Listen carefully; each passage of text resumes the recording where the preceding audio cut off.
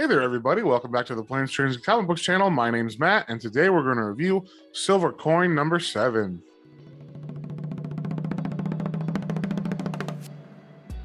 And before we get into it, if you guys don't mind sharing, subscribing, commenting, it really helps me out and lets me know what you guys want to see more of. So with that being said, let's get straight into it.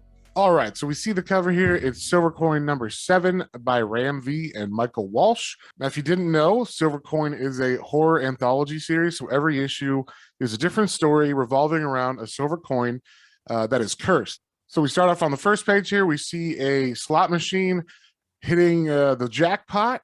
And someone says, I won. And that turns out to be this man here, Lou. He finally hit the jackpot. And what we see comes out is the silver coin. This must be from early in the 90s because Las Vegas doesn't have coins anymore. So we get the setup here that we are in a new hotel called the Zimpenko. It is modeled after one of the Aztec or Mayan pyramids. We get a introduction to this character who is like our narrator.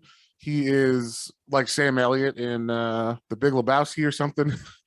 He's narrating this whole comic in the background of what's going on with Lou. He kind of fills us in on the history of the Aztecs and mainly just the idea that they gave sacrifices to gods and that those sacrifices weren't as like horrific, I guess, as we think, because they came willingly and it was kind of like a big cultural honor.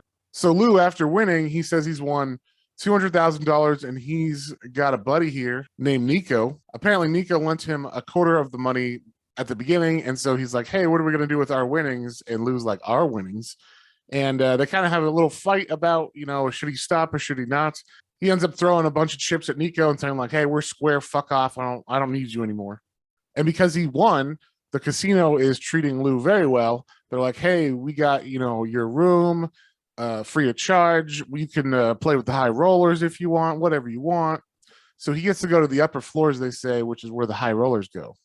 And we can see they're comparing him willfully going to the upper floors, like the sacrifices that were sacrificed to the gods. They willingly went to be sacrificed as part of the rituals. So he gets back to his room and he is greeted by a lot of scantily clad women. And he's already had drinks and stuff and partied with everybody on the upper floors as he was playing poker. And I should say this comic is mature, so I'm gonna leave the next couple pages out because they're a little explicit, but you get the idea. So after that crazy 5-way or whatever, he wakes up like scared, not really knowing why, and he calls someone named Debbie. And we're not sure if it's his wife or his girlfriend, but basically she's hard at work at a diner.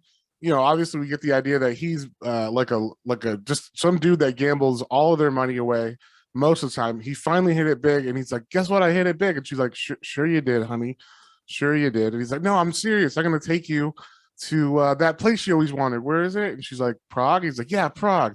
I'm gonna like take you there.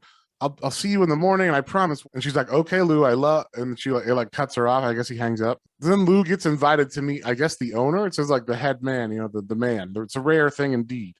And so he's going all the way to the very top. And we see the man he's talking about is the narrator, the guy that's like Sam Elliott or whatever. So I'm going to leave it here. I don't want to spoil the rest of this issue.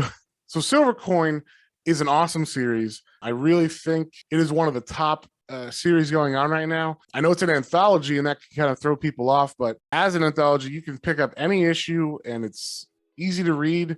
The only thing you have to know is that the coin is bad. The art by Matt Walsh is super solid. I think that's why this series feels so cohesive, even though it's an anthology. His art is consistent throughout, and it's very good. And then the writing, you know, he's picking all the best writers from nowadays. And Ram V's story on this one is really, really good. Yeah, so I'm going to give this a 4 out of 5. If you like what you saw, definitely check this one out, pick it up, and we will see you guys on the next one.